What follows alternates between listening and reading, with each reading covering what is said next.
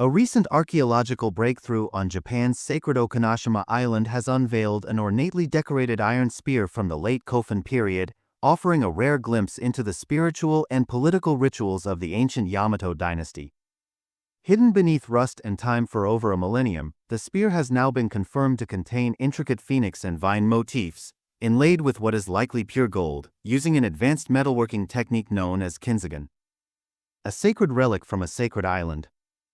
Discovered in 1954 but only recently scanned with high-resolution X-ray CT and X-ray fluorescence technology, the 30.5 cm long spear had been sealed inside a gilt bronze sheath and found under a boulder on Okinoshima, an island long revered as a sacred space dedicated to marine rituals. The spear is now recognized as one of the finest examples of ritual weaponry from East Asia, with experts calling it unparalleled in beauty and symbolic craftsmanship.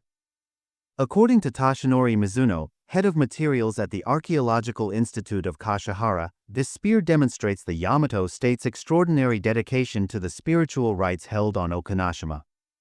Its complexity reflects both technical mastery and religious reverence. Okinoshima, Japan's island of the gods. Located in the Genkai Sea, Okinoshima Island has been considered off-limits to the general public for centuries, and is still maintained under strict ritual purity by the Munakata Taisha Shrine, which manages the sacred island. Even today, women are not allowed to enter the island, and male visitors must undergo purification rituals before setting foot on its shores. From the 4th to the 9th century, Okinoshima served as a central ritual site for the Yamato polity, Japan's early imperial state, which performed elaborate ceremonies to pray for safe maritime voyages, particularly those involving diplomatic and trade missions to the Korean peninsula. Offerings, known as hanahin, were dedicated to the sea deities believed to protect these journeys. These rituals left behind a vast legacy, over 80,000 artifacts, including bronze mirrors, swords, glass beads, and now this ornate spear, all designated national treasures of Japan. Rediscovering ancient innovation. What makes this spear unique is not just its historical context, but the artistry itself. The embedded patterns, featuring phoenixes, who, mythical creatures symbolizing peace and divine protection, are believed to represent an appeal for celestial favor.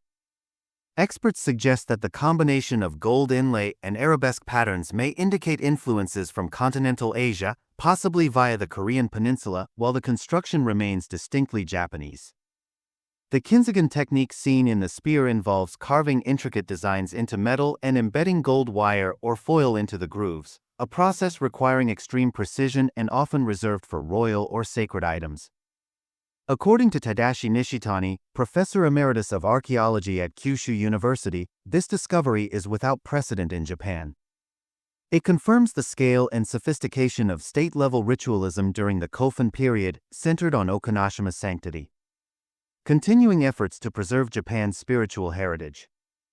The Cultural Affairs Agency of Japan has allocated significant funding to scan and analyze over 4,200 metal artifacts from Okinoshima as part of a long-term preservation project coordinated by the Sacred Island of Okinoshima and associated sites in the Munakata Region Preservation and Utilization Council.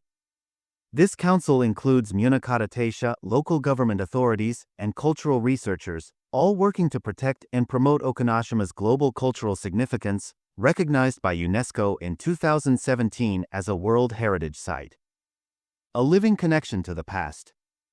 Okinoshima continues to represent a rare, living connection to ancient Japan's religious and political history. This latest discovery not only enhances our understanding of Kofun period craftsmanship, but also reaffirms the sacred island's role as a spiritual epicenter of early Japanese statehood. As the spear rests once again in protective storage, it stands as a shining symbol, both literally and historically, of a time when gods, rulers, and artisans converged on an island where the sea met the divine.